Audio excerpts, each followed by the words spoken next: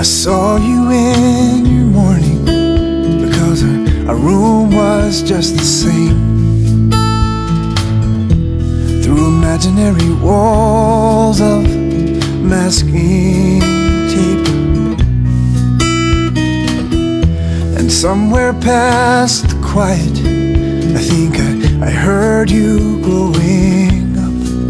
And I don't think I'll ever be the same. One thing that I was just really surprised about, you could tell he felt very, very, very grateful that we were there. He kept telling us how awesome it was that we came so far to, like, from the United States to come to this orphanage and to see him and to meet him and to help him. But he was like almost gonna cry at the time when he was talking to us, like he was that grateful.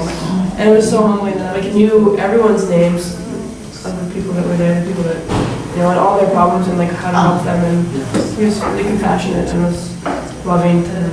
I asked him if he had family, he said no, but the money that he makes at the orphanage, because he hired, I think, maybe the Catholic Church or something, but he sent it on to his brother and his family that live in farther away, so they can have like electricity and water. And I was just like, wow, okay, so you work and you pour out for people and then you send your pay home. And I don't know, it was just really cool.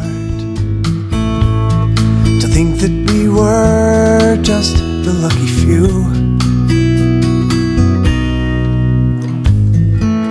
and all along I never even knew.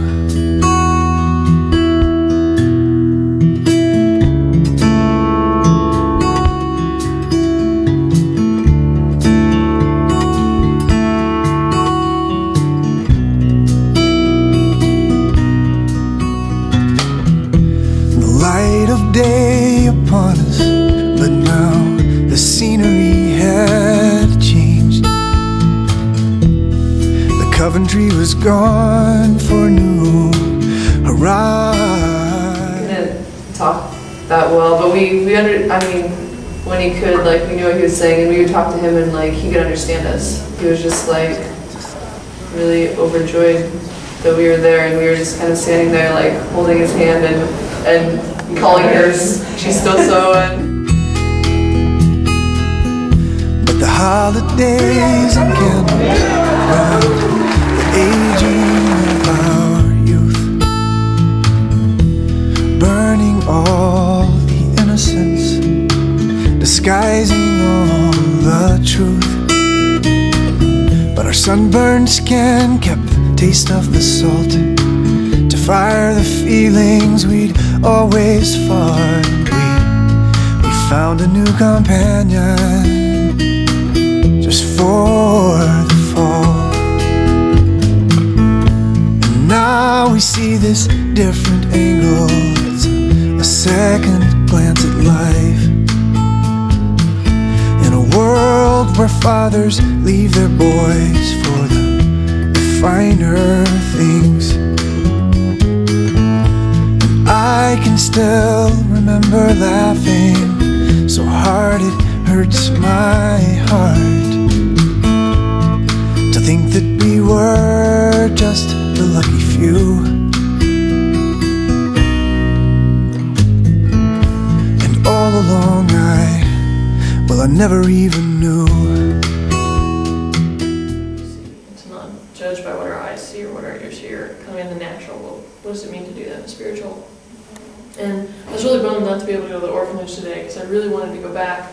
But hearing what you guys were talking about and just remembering the time we were there earlier this week, I keep hearing in my head again, the Muslims in the Middle East isn't going to be won by weapons. It's going to be won by a cup of cold water and love. And the weapons of our warfare are powerful to tear down strongholds.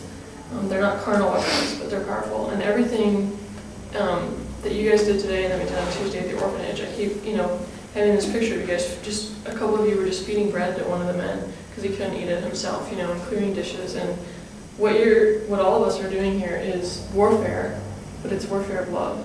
I was just thinking about my actions as I was in there and how my legs were like shaking, and like I felt like I was gonna throw up a little bit, and just like all the smells and all the sights, it was just like overwhelming. But as I was driving there, as we were in the bus, I just kept praying that God would use me, and that I just said that I'm ready to serve and use me. And I just thought it was interesting that it was us girls in the boys washing, and I was just thinking about how when they were crippled and just deformed and laying there, and how we got a chance to rub their backs and dance for them and whisper "Está bien, está bien," and then I just thought of how, like, would I be willing to sacrifice my life and to live a life for these outcasts, for these lowly,